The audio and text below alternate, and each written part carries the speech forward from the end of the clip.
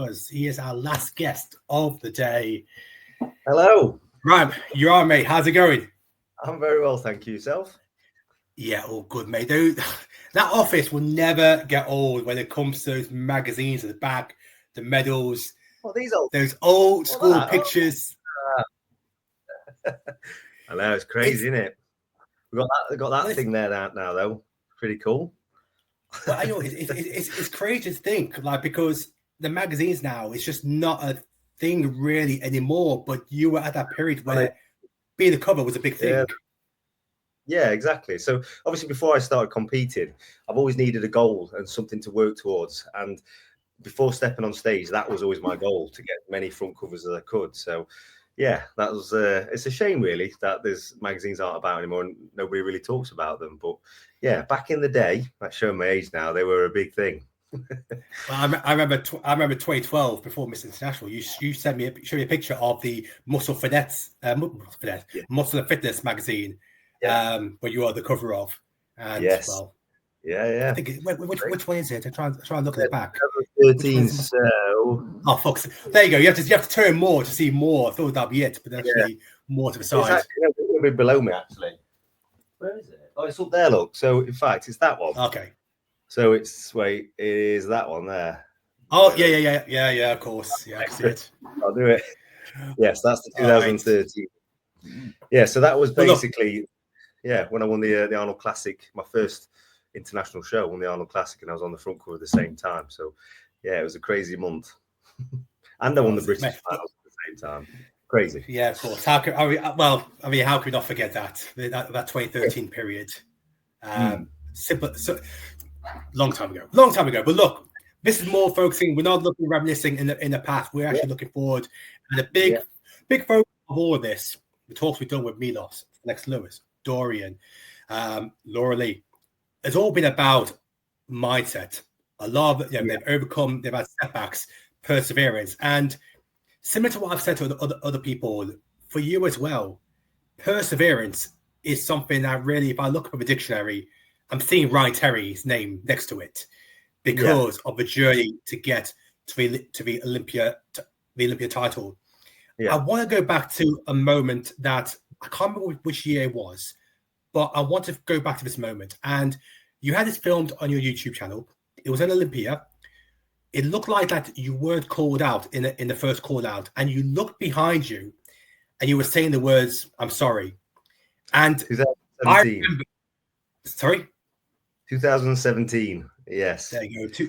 2017. I want to talk about that moment because that was the first time I think that you put something out on socials where it showed a very vulnerable side to you. Yeah. Because it's happened on stage. Not happened behind stage. It's in the moment. Yeah. I really want to go back to that moment. Yeah. So I think, just to put that into context. So in 2017, I was second in the world from placing second in the Olympia the year before.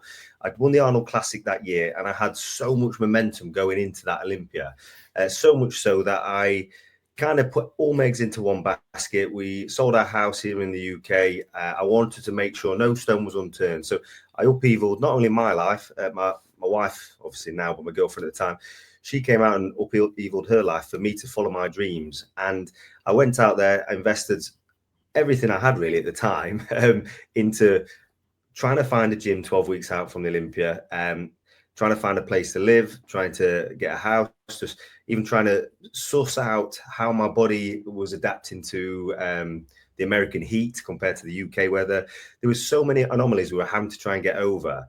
So to get onto that stage, I felt a lot of people down by not performing the way I should have done. And the likes of my sister, my brother, they'd all saved up all years and flew out to surprise me out there. My best friend from Australia had saved all year to come out to me. So I had an amazing support network out there. And I know how much people believed in me. And I felt I'd let a lot of people down then. And it was the first time in my career I really did feel like I'd let a lot of people down. And it hit me very hard. I just remember that sinking feeling, not being called out. And even to this day, I can still feel it when I get back into that memory.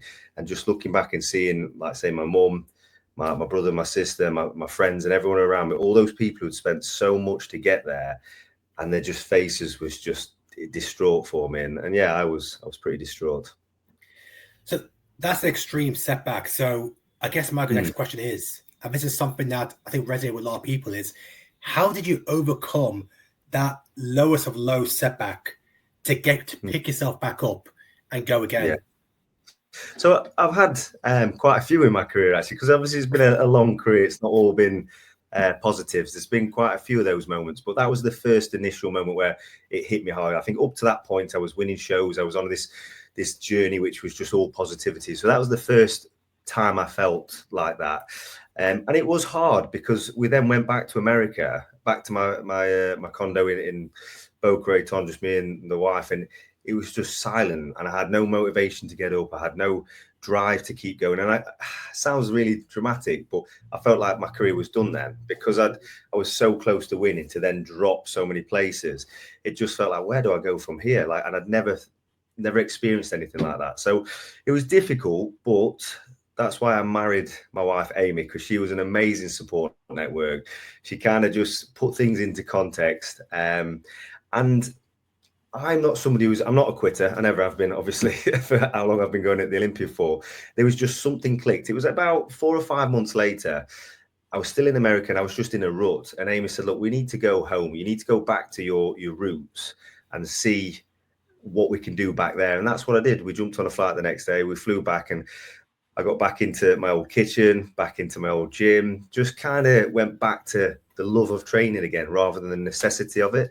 And I wasn't posting too much on social media. So I was kind of distancing myself from that, if I'm honest, from social media. And it really fired me back up. And then there was something, and I don't know what it was, but it just clicked, as if to say, right, now we fight. Now we go back and regain what's rightfully yours in some sense. That's what I kept trying to tell myself. And I wanted to make amends to all my family and friends who saw that of me, not my best version. And the reason was, as well, I let social media get into my head. That was the reason I dropped places. So 2 weeks out from Olympia, I don't follow any of my the people I'm competing against, or I just focus on myself. And it's not like I don't like them or anything like that. I just want to focus on myself.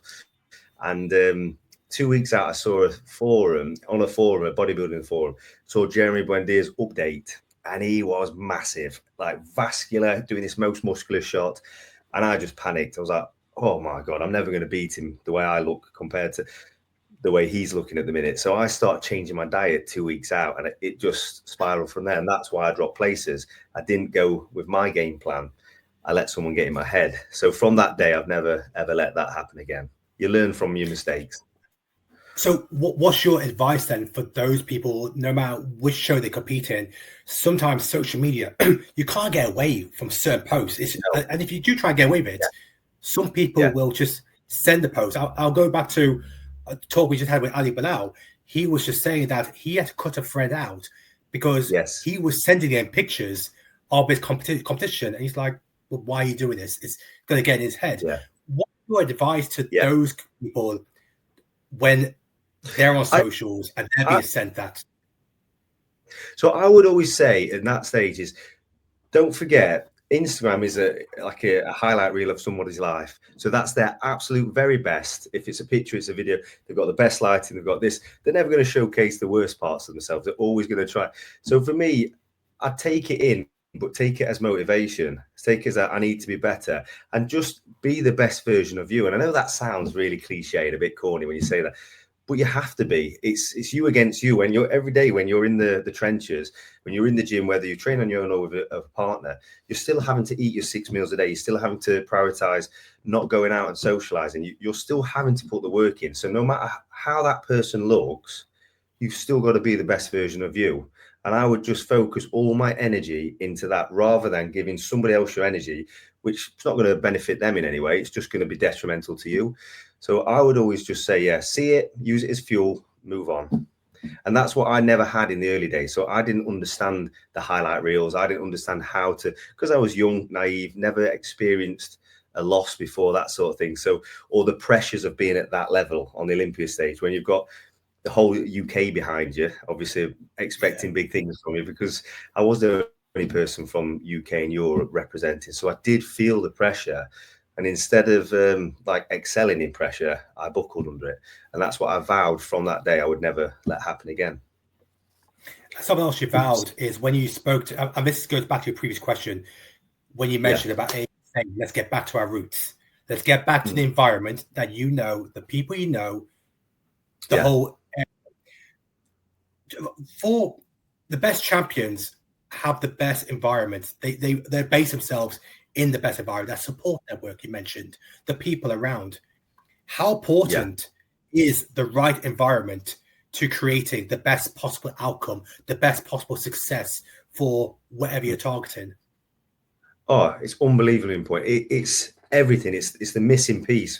If you haven't got that support network around you, and I'm not saying you have to have that. Some people thrive on their own or whatever, but there are low days when you're so fatigued and so obsessed with hitting a goal, and you're low on calories and whatnot.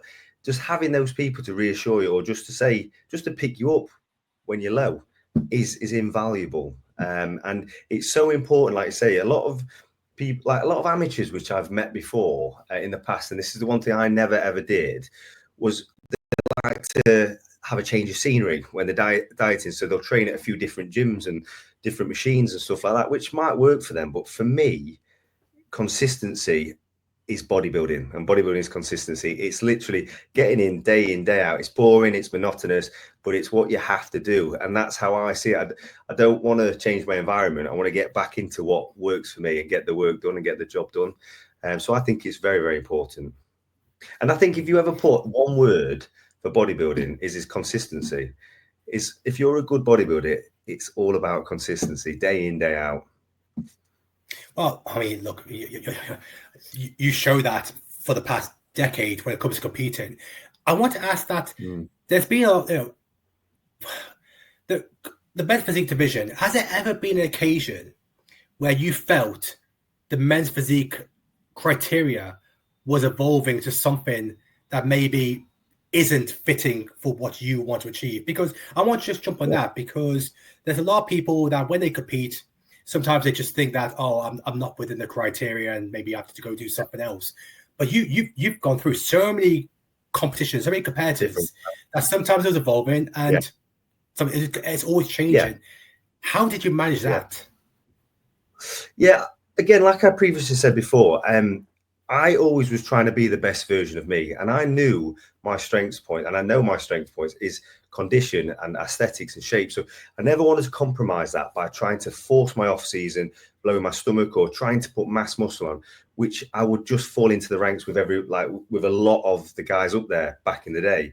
So there was some big, heavy 3D muscled physiques out there, but I couldn't, if I was trying to get to that, I would have damaged the way my physique looked. So I just focused on my strength points and focused on being the best version I could. And each year I was probably putting 2 pounds on or something of muscle every year, which is hardly anything, but I enjoyed the process and I enjoyed 365 days of the year of being a bodybuilder. And that is kind of key, I think, for longevity. People always say to me, why are you still bodybuilding 10 years on? And I don't think there's anybody, I'm trying to think, Sadiq's obviously still a little bit, and Jeremy's obviously coming back now, but from the very start, like, I think I'm the only one still going. I think I need to maybe get out of the way, but it's just because I live and breathe bodybuilding. So I just made it part of my lifestyle. And if I fit the criteria, brilliant. If I didn't, as long as I'm still enjoying it and it's giving me satisfaction, then that's why I kept going. And I just knew there was no point me trying to fit the big guys in the early days. And I'm really glad it has come back down to this weight ratio, height to weight ratio, because there were some guys huge. Some of them were too big for their classic weight. So they were dropping into men's physique. So that should have never obviously been a thing. But I do feel like this new criteria, or the new weight height to weight ratio, should cap that now. And there'll be a differential difference between them both, between classic and men's physique. You talk about the love for sport, and that's why you're still competing. But I guess at the same time, I do need to ask, is there a love for the idea of achieving a legacy within men's physique? I know you mentioned it at the post Olympia interviews, where you mentioned about the record. I know you're currently at 2 Olympia titles. Yeah. But is that something that is in your mind? Yeah, of course it is. I always need to find something, even if it's little or it's big. I need to find something for me to get up and drive and push. And I've already found that, because I was always fearful when I'd got my, when I got it, not if I ever got it, when I got my first Olympia title, in the 10 years I was competing, I'd always had a specific goal and shows within the 10 years that I wanted to hit. I wanted specific titles that meant something. So obviously the Pittsburgh Pro, the New York Pro, Arnold Classics, but in different countries, not in the same country. So that's why I've never competed in the same countries. It was always UK, Europe, and US. And then the Olympia. So up until winning the Olympia, I always had something that drove me, because I'd not achieved my target of becoming Mr. Olympia. So my biggest fear was thinking, shit, what am I going to do if I win the Olympia? How am I going to find that fire to go back again? So once I'd won it, once I won the Olympia, I was looking for I had to find something in order to kickstart me.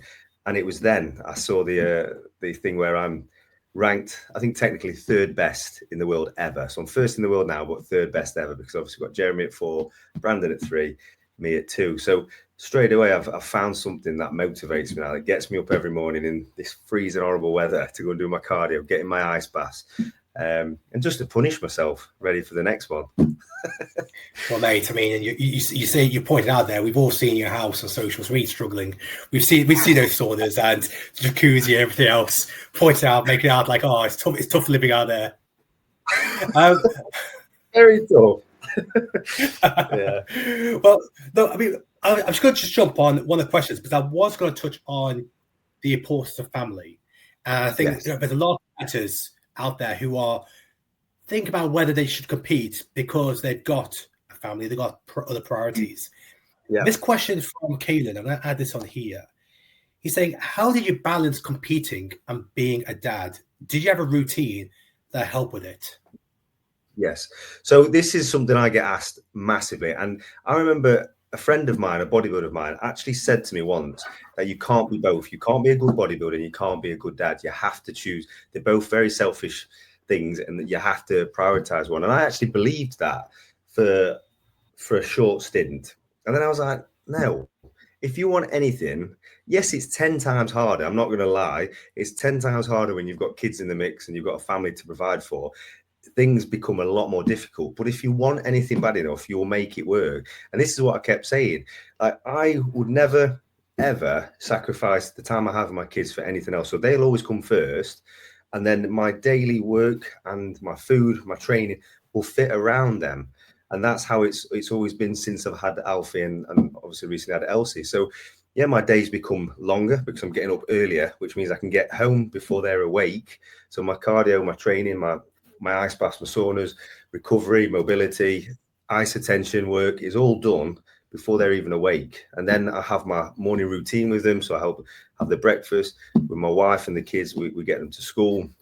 Then I've got my whole working day, and then I pick him up at 3:30. So I've never, ever sacrificed any of that. And when I look around at what I've achieved and what I've done, it's always been for them. Like, the first thing I've ever done with my successes or my finances is to protect those two for when they're older, or just to make sure they're always looked after.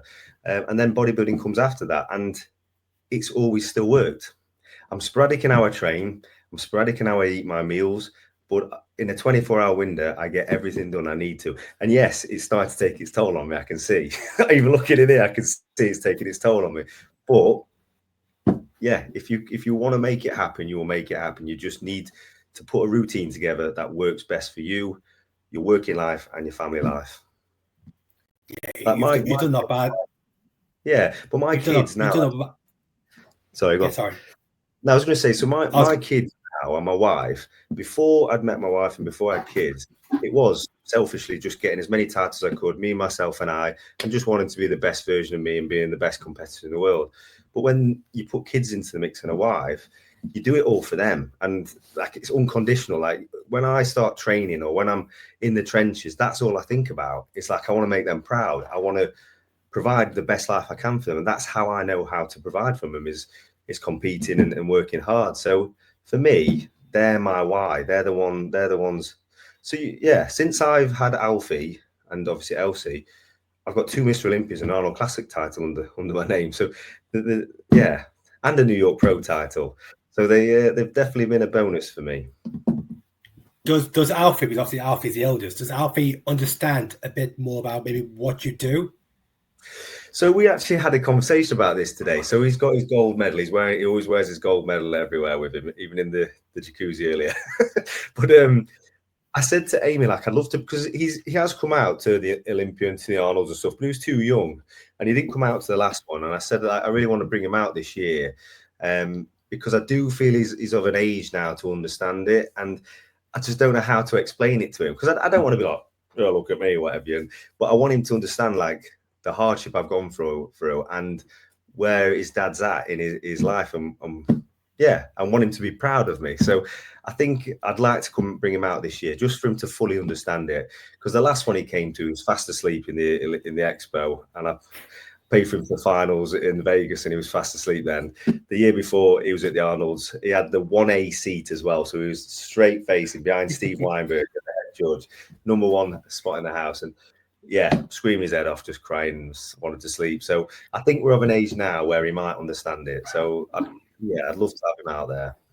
I asked that because when I spoke to Flex Lewis, he was saying that every Olympia he had to think of his next motivation. And the 5th title was the one where he always wanted to have that moment on stage, which Sergio Olivier had with his son. Yeah. And he wanted to have that moment with his daughter on stage. And he still had 2 more Olympias after that. I'm assuming now, thinking about the 5 Olympias, there's 5 titles. Yeah. But first, think about number 3. That's probably something that's going through your head and an added motivation to have that moment with Alfie and also Elsie. Yeah, 100%. And the thing is, I know it sounds a bit harsh taking one out and not the other, but I've even spoke about taking Alfie out with me this time, because my problem is when I bring the family out and whatever, I can't help switch off. I want to make sure like Amy's support with the kids, and I want to make sure everyone's okay and stuff. So it kind of deviates from what I need to focus on, which is the competing side of it. But now Alfie's of an age where he understands. He's very, very compliant with Amy and stuff, like very respectful. So I feel like he'd be amazing. But Elsie's way too young, and she's a Damien child. She's a little menace. So I don't think she's quite ready for the Olympia stage yet. But I would love to be able to. And you might have just hit the nail on the head there. You might have just lit that fire for me, is to be able to say in October, lift Alfie up on stage with me and celebrate that win with me. So that might be my motivation. You're welcome. Let me bring up one of these questions that's just come. Let's bring up one of these questions that's just come up, and guys, please fire over some questions before we wrap it up. It's an interesting one. Is there a men's physique competitor you think should be more rewarded by the judges? Is there someone maybe you think that's been not getting the right attention?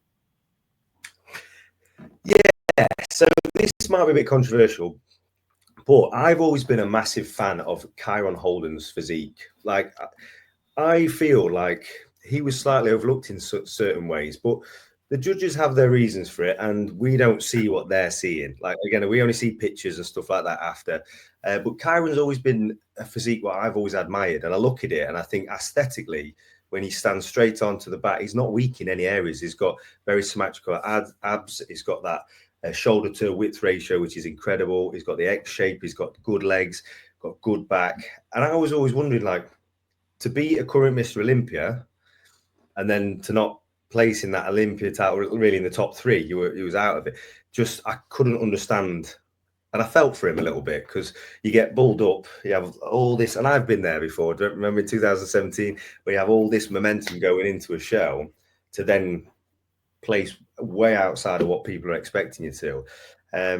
So yeah, I would say Kyron's someone I don't think he's overlooked, because he's done well in certain shows, but there's obviously something what the judges are seeing what I don't see. Maybe that is size, maybe he's too big now.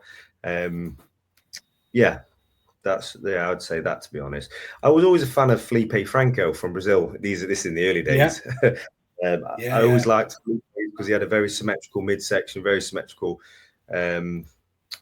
just physique overall. And I think back then he might have been overlooked. But again, the judges might see something I don't. I'm not there live in person. I'm on stage competing against them, so I don't see them. But yeah, I'd say them two really.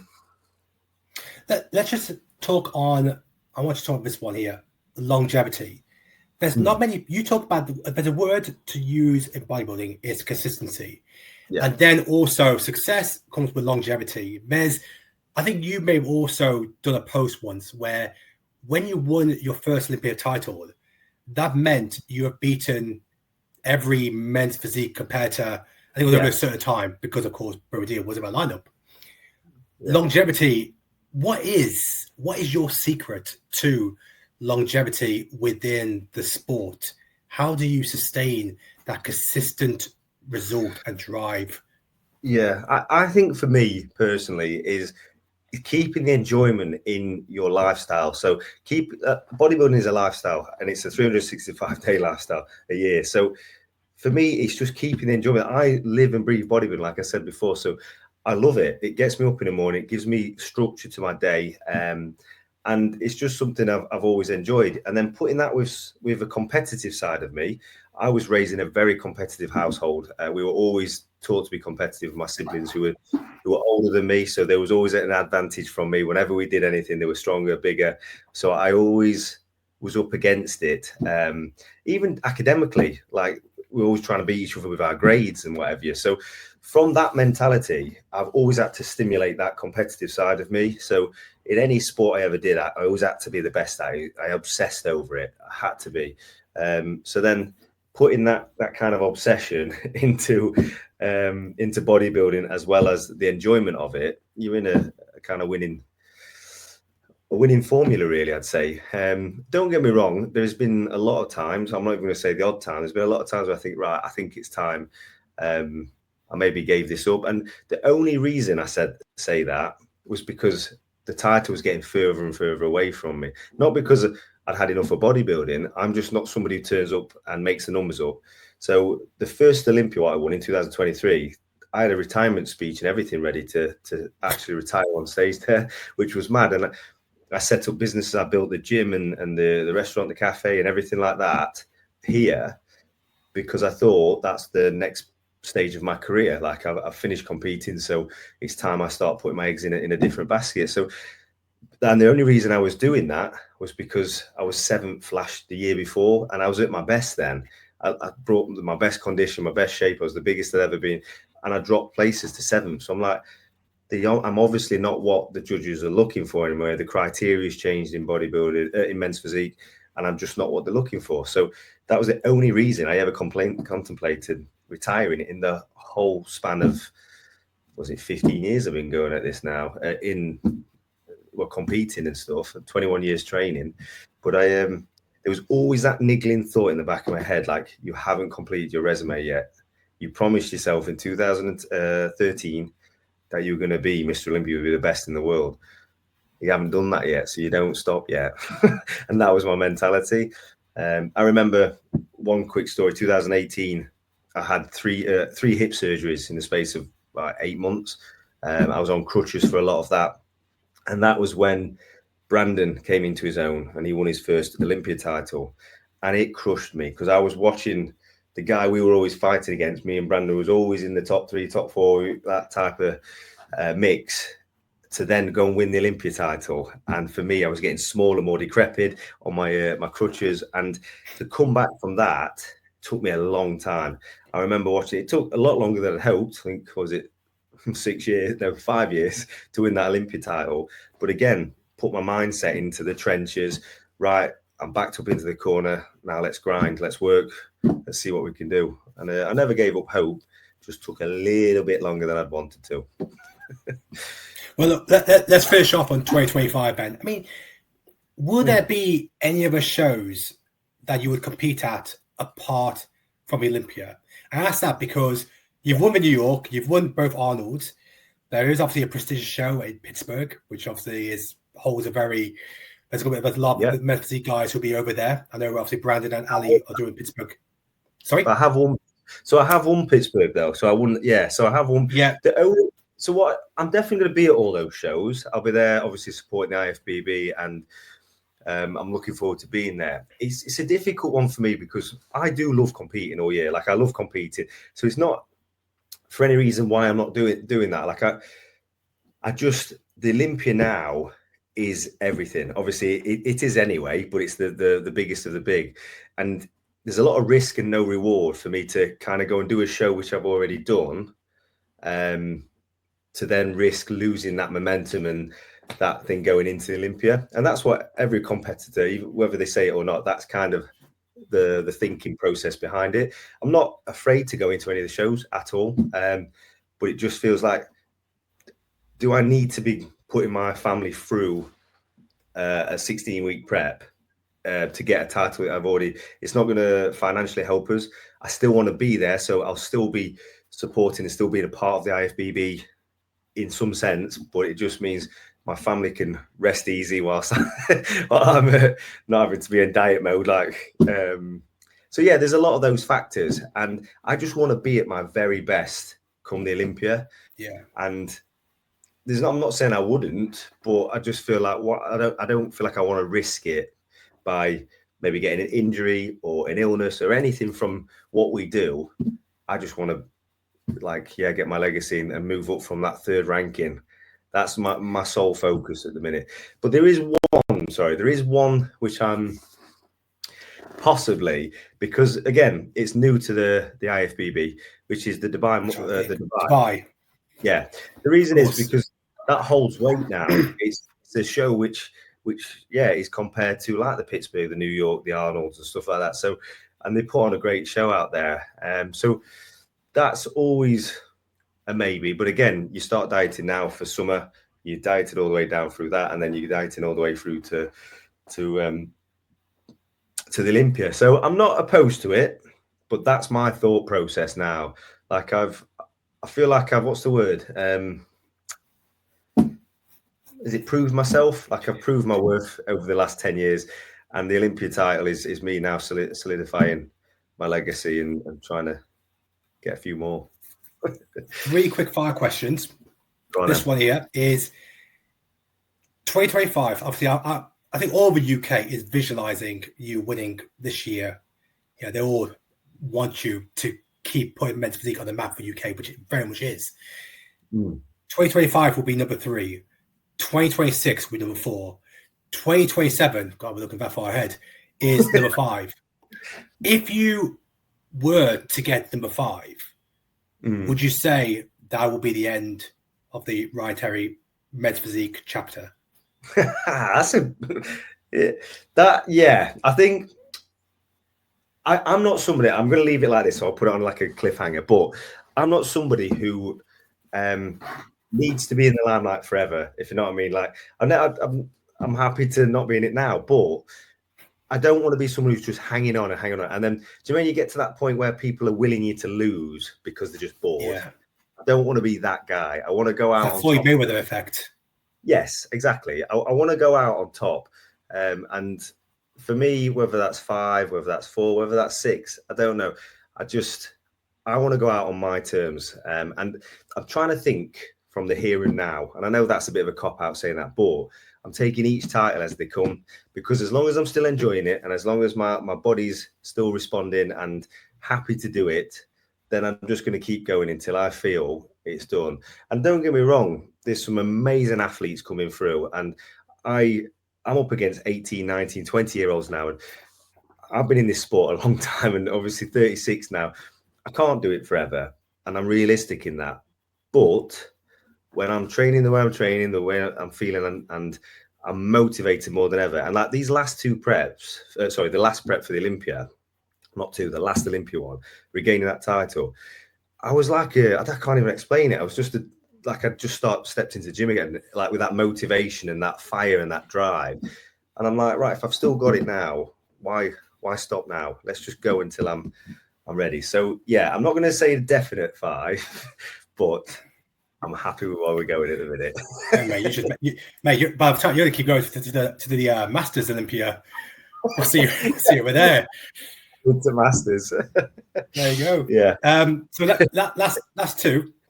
This is just a random one here, because I know you mentioned classic a couple of times. But would you ever do a Chris Bumstead that if you were to retire from men's physique and your national retirement, would you ever hop into a classic lineup just to give it a go? So, yeah, I would love to say I would, because when I first started dieting for my first ever show, I was actually dieting for classic bodybuilding. So classic physique wasn't about it, classic bodybuilding. So I always wanted to get my legs out. I trained with super heavyweights all of my life.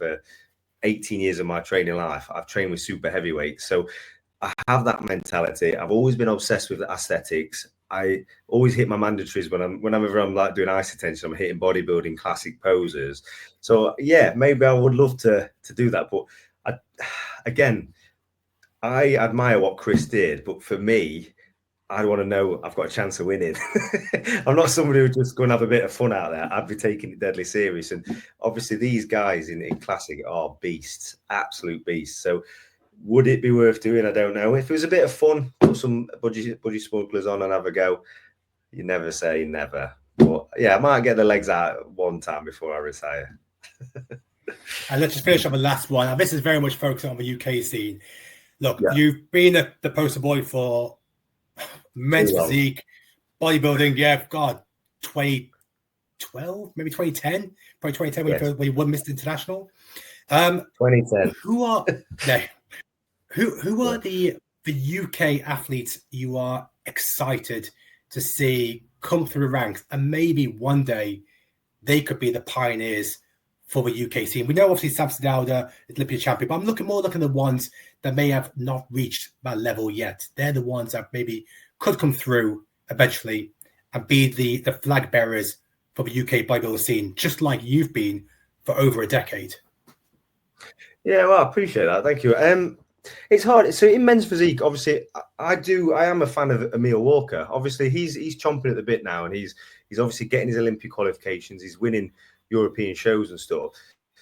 I just feel for him, he needs to get out into the States more and doing the state shows and stuff. And I feel like he could represent us in a great way out there. I think his physique is phenomenal. I'm not saying he's getting overlooked, but I think he needs to really set his sights on the States now just to build his name. And I think he could be like a contender to take that forward. But when I'm done, no, I'm joking. I'm only joking. But I'm trying to remember. Oh, it's really bad. Scottish. I've met him a few times, but he has an absolutely sick physique. I know who about.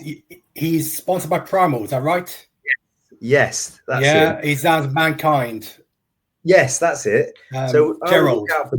Gerald, yeah, I would look out for him, because not only because of his physique is phenomenal, but he's genuinely a really nice guy, like a phenomenal guy. If you ever get time to speak to him, he's just a very humble, hard-working guy, and that's something I massively admire, and that's something I've always tried to instill in myself, is to work as hard as I can on stage and off stage. And I feel like he's got that. He just needs that break. Just needs to make his mark. And he's still young. He's still got plenty of time, and I think he's only hit the stage a few times. But I do feel like once he gets a bit of momentum behind him and he can get his character across, and it's hard in this industry as well, because humble, quiet, hardworking in the background aren't really the words you put with someone who's going to really fly through the ranks, because you have to be out there, you have to be outspoken. But I did it, and I wasn't the guy who was really like loud and cocky and calling people out. So I do feel like he can do it. Might be a little bit harder if he doesn't be a bit more confident, but I think he could be a great guy to look forward in the future. I just want to throw one name out there. He's not men's physique, he's classic physique. Have you come across Jack Eagles? Yes, I have. Yeah. Very good. I mentioned his name because, similar to like yourself, you were very young when you kind of broke through. Yeah. And he's also, if not younger. And there's a lot of talk about him. I think he's 21. 21. Wow. Yeah. Okay. Yeah, phenomenal. So what's his plans then? Has he stated that, or what's he? Well, like you said, it's all about breaking America. His first show is Detroit. Brilliant. Good man. That's his pro debut. Yeah, and that's the thing you need to I'm not saying don't do European shows, because they're fantastic, and why not do it if they're on your doorstep? I just found for me, I wanted to get to the people who are going to be judging me at the Olympics. So I wanted to get to Steve Weinberger, those type of guys, and to see who I'm up against, because obviously it is heavy American athletes. Obviously, the Olympia, everyone's out there, and I was always forward thinking, right, I need to be in front of the judges who are going to be judging me at the Olympia, and I need to put myself toe to toe with the people who are going to be on that Olympia stage, who are known as the best in the world. And some people like shy away from that. I think, right, I'm going to get an early qualification, or I'll get an easy qualification to get me to Olympia. But in my eyes, I'm like, no, go for the jugular, go for the hardest ones, see where you place there. Because what is the point in just getting to the Olympia? Like, as a competitor, you want to be number one in everything you do. So I always picked the hardest route. I always went for the hardest route throughout my career, because I was like, there's no point. You're going up against the same guys on the Olympic stage, and I'd rather make noise when I'm on that Olympic stage. And that was kind of what I did with my first outing in America. I went for Pittsburgh, I went for like Atlanta and Miami all together, so 3 shows back to back. And I wanted to win Pittsburgh because I knew if I won that show to get me to the Olympia, that would put me in the mix of Jason Poston, Matt Acton, Physique. What, sorry? God, those names, jeez, we are going back some time.